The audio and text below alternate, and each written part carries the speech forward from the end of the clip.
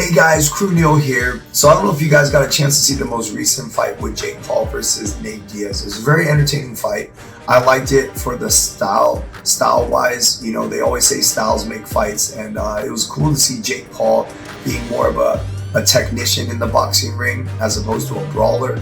You know, it was also cool to see Nate Diaz. He always makes the fights, you know, exciting and fun to watch. But it was just kind of cool to see Jake Paul just really progress from his first fight to how he fights today. Using footwork, angling out. I think he angled out so many numerous times throughout the fight.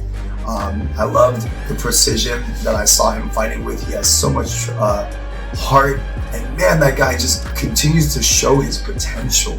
That's what I love. And then also with Nate Diaz, you know he's always going to bring the fight. That guy is one tough SOB. That dude doesn't look in shape ever, but that guy's got cardio for days.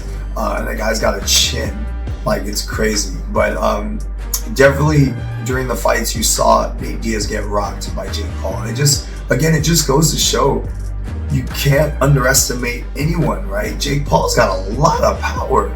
And it showcased it in this fight today. You don't see Nate Diaz getting rocked very often, you know what I mean? So definitely kudos to him for being able to recuperate and continue the fight.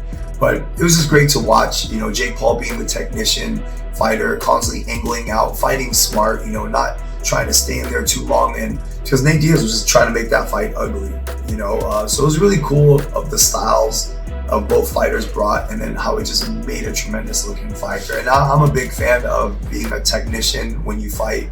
I don't like sloppy and wild and ugly looking fights. So I really was siding more towards Jake Paul in this fight, just due to the style wise. Nate Diaz just was trying to make it ugly, just really make it inside, grinding, just really like slappy looking hits.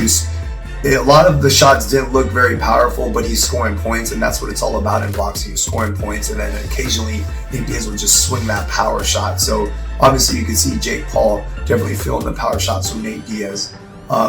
But overall, just a great, entertaining fight. If you guys haven't had a chance to check it out yet, definitely recommend it. Check it out. And it just goes to show how no matter how much experience someone has, that is not the key.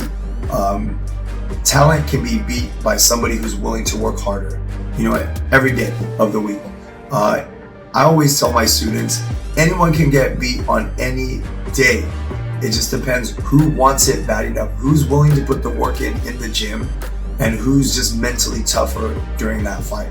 And whoever's able to perform at their best ability, bringing the heart. Honestly, like, fights are just won by you know, who prepared the most, who has a stronger mental toughness that's gonna allow them to endure everything that they're gonna go through in a fight.